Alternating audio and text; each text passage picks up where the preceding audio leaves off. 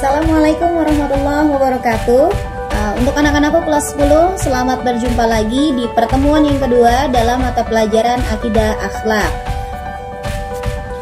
Oke, langsung saja untuk materi yang bab kedua, kita akan belajar tentang ayo bertauhid.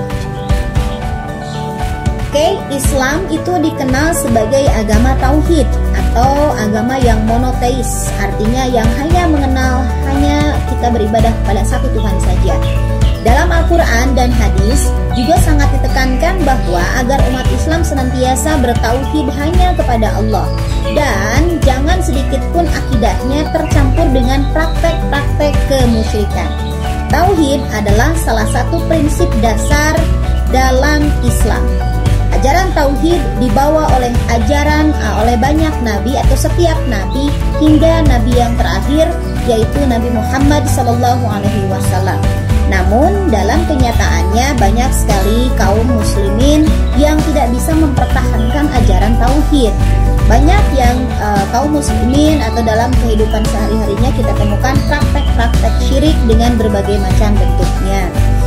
Nabi Ibrahim alaihissalam, nabi yang lainnya itu menegakkan ajaran tauhid dan memberantas praktek kemusyrikan. Dapat kita baca bagaimana kisah Nabi Ibrahim alaihissalam dalam pencariannya mencari Tuhan dan bagaimana pula tindakan Nabi Ibrahim alaihissalam ketika menghancurkan. Oke, baiklah, selanjutnya ayo memahami materi inti tentang tauhid. 1. Pengertian tauhid.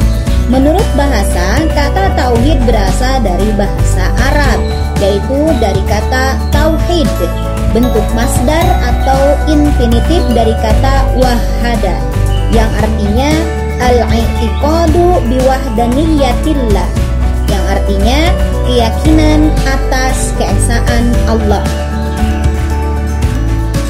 Sedangkan pengertian secara istilah yang disebut dengan tauhid adalah meyakini bahwa Allah Subhanahu wa Ta'ala itu esa dan tidak ada sekutu baginya. Kesaksian ini sudah dirumuskan dalam kalimat syahadat, la ilaha illallah, tiada Tuhan selain Allah. Tauhid artinya mengesakan Allah. Esa berarti satu.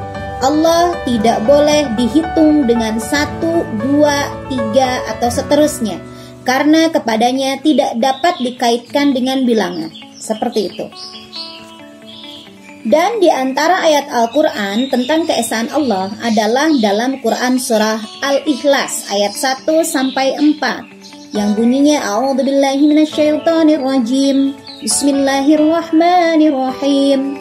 Qul huwallahu ahad, Allahus samad, lam yalid walam yulad walam yakul lahu kufuwan ahad. Shadaqallahul aliyyul azim. Yang artinya Qul huwallahu ahad, katakanlah dialah Allah yang Maha Esa. Allahus samad, Allah adalah Tuhan yang bergantung kepadanya segala sesuatu.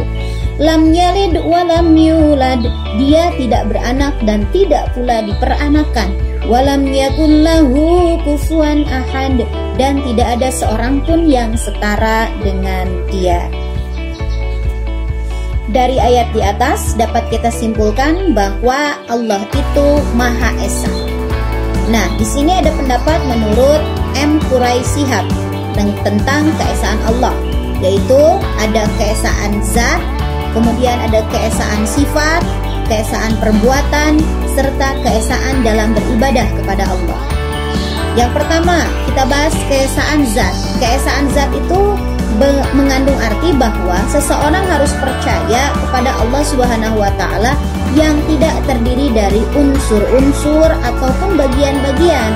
Karena bila zat yang maha kuasa itu terdiri dari 2 unsur atau lebih, betapapun kecilnya itu sebuah unsur atau bagian itu, maka ini berarti dia membutuhkan unsur atau bagian itu. Sedangkan dengan kata lain, unsur atau bagian ini merupakan syarat bagi wujudnya. Kemudian yang kedua, adapun keesaan dalam sifatnya, yaitu mengandung pengertian bahwa Allah memiliki sifat yang tidak sama dalam substansi dan kapasitasnya dengan sifat makhluk. Walaupun dari segi bahasa kata yang digunakan itu menunjuk sifat yang sama.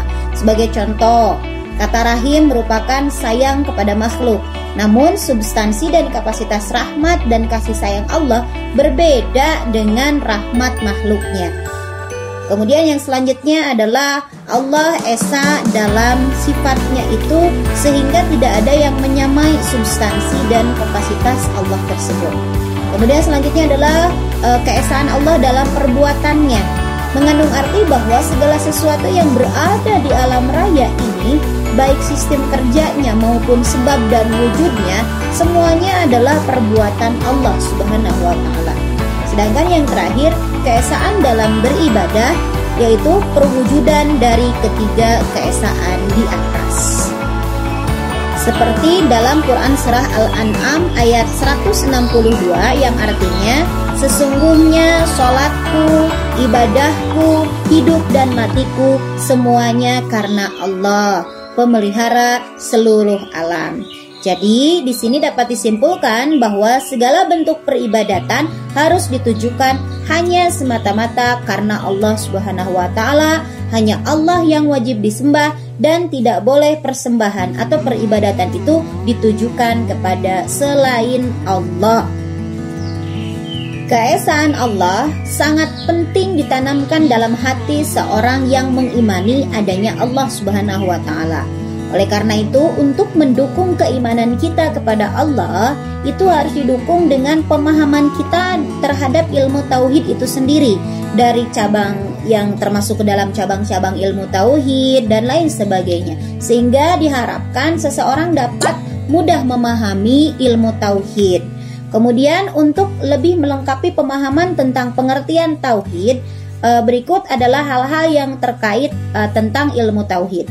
Ilmu tauhid adalah ilmu yang membahas tentang Allah Subhanahu wa Ta'ala, sifat-sifat wajib Allah Subhanahu wa Ta'ala, sifat-sifat yang tidak boleh disifatkan kepada Allah, dan sifat-sifat yang sama sekali harus ditiadakan dari Allah, serta tentang Rasul-Rasul Allah dan untuk menetapkan kerasulan mereka.